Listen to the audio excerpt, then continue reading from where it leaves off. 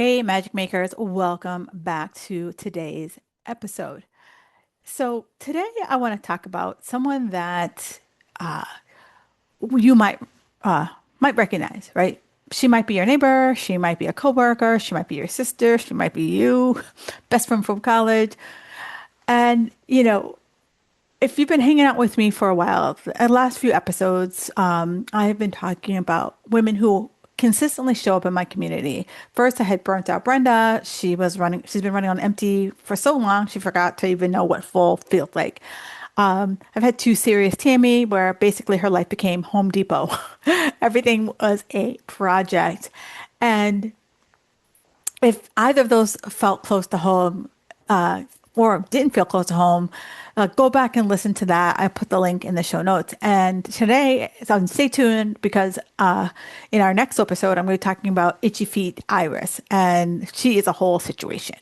But today, I'm talking about finding your people, Faye. And this one might be the sneakiest persona of them all because Faye, she doesn't look lonely, right? She's got a spouse, a partner, a love connection. She's got kids. She's got neighbors, coworkers. She waves to you at the gym. She got 800 and something Facebook friends. She's got three group chat going. She's got an Instagram full of people that she keeps up with. And from the outside, homegirl looks fine. But if you really asked her, when was the last time she had a conversation that wasn't about logistics or wasn't a DM or comment on a post or a string of memes in a group chat, like an actual deep conversation where it was like a back and forth conversation, right? When was the last time she laughed so hard her stomach hurt? And if something was really exciting happening in her life, who would she call? Or would she hesitate and think, ooh, would that person even care what's happening in my life? And that's where things get quiet for Faye. Like Faye's not missing people. She's got plenty of people. She's missing real connection, right? The kind where someone actually cares about your real life, not what's on your Instagram grid. And a lot of women don't even realize like that's something that they're missing, right? They don't realize that it's gone until it just stops. And it doesn't really happen overnight. There's no like, hey, this is happening signal, right? And this is why it really matters. One in three adults over 45 are lonely. And that's one in three, right? And the loneliness is worse for your health than obesity. Not as bad, worse than obesity. And women are more isolated and lonely, and 50% of them don't age well if this is where we're starting right now at 45. And if I want to get more specific, 37% of women between 50 and 64 are lonely. And it's not random, right? In that age group between 50 and 64, think about how many big life changes happen, right? Empty nest hits, your parents start needing you more. And I know from friends who are caregivers, it's very lonely because they're not reaching out for you because their spare time, they're over doing stuff for their parents. And when they're not doing stuff for their parents, they're just grateful to just be sitting the hell down. Also in this age, you move. From your big house to the smaller house. Maybe you change states like I did. You retire, your whole social structure starts to shift, and everything you built your social life around, gone, right? We can buy every supplement on the planet. We can track our protein, count our steps, listen to podcasts about sleep, but never once do we ask ourselves who the hell are we spending our time with? Right? Now, before you think this episode is going to turn you into a social butterfly or be all doom and gloom, I I just want to let you know that I am still that girl who I love my pajamas. You know that, and I want to be in my pajamas at 8 o'clock. And I'm not saying that we all need to go start living like we're 25 and we got a packed social calendar. And if that is you, rock on with your bad self. I know those people who are like their social battery is on high. Mine drains pretty quickly, about as quickly as like your iPhone does. Right? The goal here that I'm talking about isn't to become more social. It's to how do you become more connected? And those are two very different things because you can be around people all day and still feel lonely. And you can have a very small circle and feel deeply connected. And actually, I found Faye in the wild. Uh, Last week, my husband and I were at a restaurant, and she was sitting quietly next to me, and her husband was doing all the talking. Which same, my husband is a yapper, and I'm a little bit of a heckler, just in case you didn't notice. Sarcasm is my love language. And about like halfway through, my our husbands having their conversation, I realized I was looking at myself, right? Same energy. Her husband does the social heavy lifting, and I'm perfectly happy to contribute to this conversation. But if I'm in the mood, I'll start it, and if I'm not in the mood, I won't start it.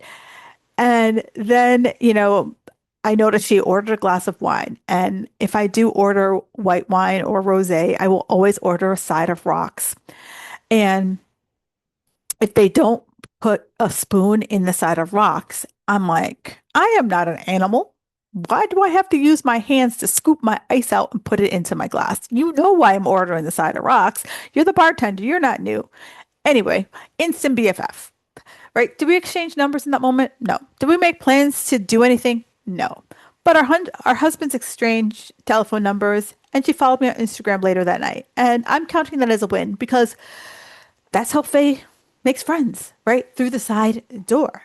And here's what's interesting, right? When we were younger, we made friends without even trying, right? We had coworkers that you talked to at coffee, when you were getting coffee or making copies or whatever, school pickup, school drop off, practices, neighborhood events. You were forced to have conversations with strangers. And then some were little accidental run-ins. At 22, you're in the bathroom and you're both like trash and you become ride or die BFFs, right? So then life shifts, especially in that age I talked about, that 50 to 64. Our kids leave the nest. You move, you retire. Maybe you start working from home more and you stopped showing up in the same places you just needed to be at week in and week out. And those built-in opportunities to make friends, connect with people just disappeared quietly. And, it was like a slow leak until you noticed, dang, I got a flat tire. And then one day you realize, like, a lot of people, but do you actually, I'm going to go air quote, you know a lot of people, but do you know a lot of people? And this hit for me differently moving to Florida, right? I've lived in the Boston area for over 30 years. And, I had my people, I had my history, I had the people who I know to call. I had that standing monthly lunch with a group of friends. And I don't have that anymore, right? I moved suddenly and I'm like, oh, no one warned me that, like, it's not only adjusting to like my life routine and, where the hell do we put the plates kind of thing, but it's like, I thought that would be my biggest adjustment, finding my new gym, figuring out my routine, finding my new spots, like, hell, learning the grocery store. Don't even get me started on that. But what I figured out really quickly is that the life, like building a life somewhere new is anything, it's more than that, right? It's finding new people. And it's putting yourself, like actively putting yourself in places where you can find people and people can find you. And that's where it gets a little weird, right? Because like the last thing sometimes you want to do is go to a networking event. I don't even know how many years working the room for business and doing this for friendship feels like I'm trolling, right? And it feels like desperate. But what does it actually look like, right? For me, it's like finding spots that I actually enjoy, right? I like to walk near the water. And it's like showing up at the same place at the same time so people start recognizing your face. And it's less about strategy and more about just being somewhere repeatedly and seeing what grows. The at least here in Florida, which is kind of interesting, being from New England, being from the Boston area, when people just like randomly talk to you, you're kind of like, "What's up? What do you want? Why are you talking to me? Why are you staring at me? And it's interesting how like people actively introduce themselves here.